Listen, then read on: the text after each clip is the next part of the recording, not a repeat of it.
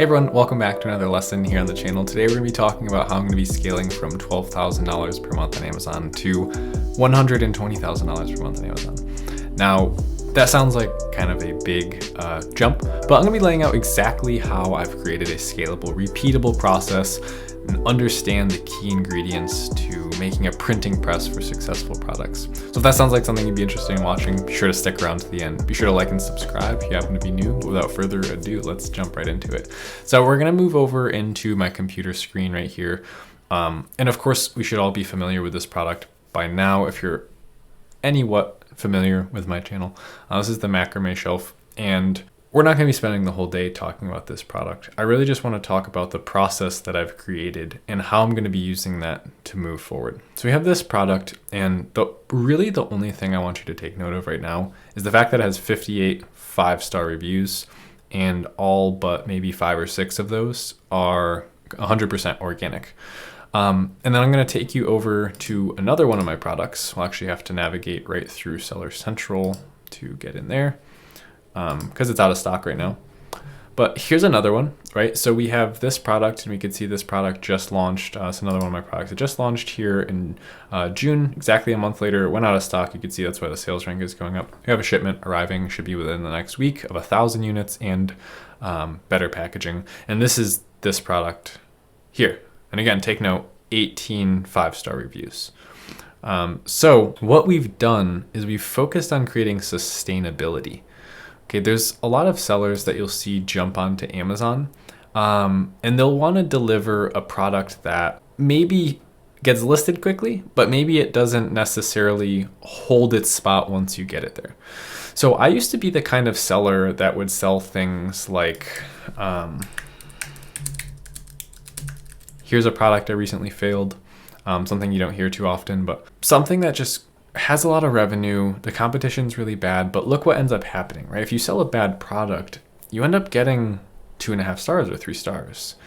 And that's not really something that excites customers and creates a brand that people will come back to or tell their friends about. The roadmap for me getting to 120,000 is literally as simple as launching high quality products. And I'm gonna continue to do so in this fashion. All right, so I've launched this listing successfully in this marketplace. You could see we were at a 11,000 sales rank in tools and home improvement, I believe. Yep, 11,000 in tools and home improvement right before we went out of stock. We're selling a lot of these. We're selling about $400 to $500 in revenue per day of this product. More than 50% organically when we stopped, or when it manually stopped because there's no more inventory. What the point I'm trying to make here is that going forward, all I need to do is keep putting this attention to detail and focusing on the customer's experience using my products so that I can continue to grow reviews at this rate.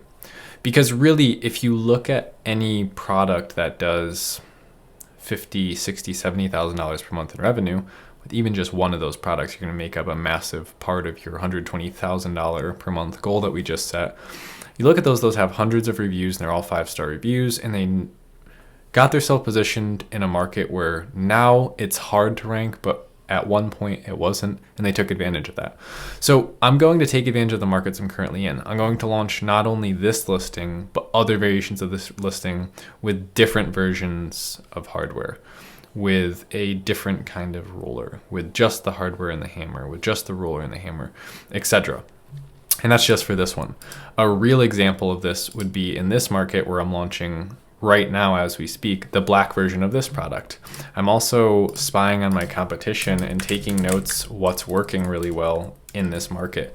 And I'm going to be putting out other listings. So just a little backstory, the reason that this product sells so well, and I say so well rather humbly, I mean, I'll show you the last 30 days for this product right here. So you can see for this product here, let's actually refresh it. We've just done almost $10,000 in the last 30 days. And again, it's a product that went out of stock, and I'm working on keeping it in stock. It's definitely something that I'm going to have to manage better on the road to 6 figures per month of revenue, for sure. Can't keep wasting position every time by going out of stock. So I've been trying to focus more on the products that I have now instead of scaling so aggressively. but I figured I'm laying out a plan on how I'm going to scale my business, so I'd share it with you as well. What I'm going to be doing is I'm going to be implanting myself in every spot that's of high value or high rank in my market. So right now, one of my best competitors here is this listing here. Now this actually extension and jungle scalp, we'll say I'm doing about 6,000 in sales per month. I just showed you I'm doing 10. So that's just not true. So I can't even imagine if it's off, by that variable on this, they might be doing 15,000 per month. This is a horrible listing, but the reason that it does well is because it's a single tier shelf, right? It's a little bit smaller, it's a little bit cheaper. It's about almost half my price. So we have this product. I came in for the higher ticket market, and no one's been able to really compete with me at the double tier. But what's happening is these single tier shelves are doing really well, and that's new real estate that I could be picking up for cheap, because the competition's so low in the sense that all of the single tier ones have these kind of homemade looking listings, right? None of this is professional photography. I mean, that's the reason that this one kind of stands out on its own, is because it's actually proper photography. I'm actually getting the photography, the enhanced brand content, the copywriting, everything professionally redone for all my products right now, because I want to take it that seriously. I want to have listings that look like they were created not just by 6-figure seller, but a 7-figure seller. So that's my plan to scale to 120,000. It's simply to take over spots in my market that are already working, and then also find new markets and launch high quality products that receive the snowball effect of high quality reviews in them. One thing that I could criticize myself about is being better at managing inventory. I think I always take a pretty conservative approach when I launch products, because I came from this mindset of scarcity when I was launching these trendy products where you didn't want to overshoot how much you got if you didn't know how much it was going to sell. But what really makes sense to do now with products that actually sell, rank well, stay there, and continue to make money is to maybe go a little bit bigger with your first order. Maybe do 1,000 units if that's something that you can do. Now, don't let that be some reason that scares you off from starting. It's better to have started, gone out of stock, and restock when you can than to not start at all. But I think it's also important to sell something that you can keep in stock. That's a lesson that I'm learning as I continue to launch products.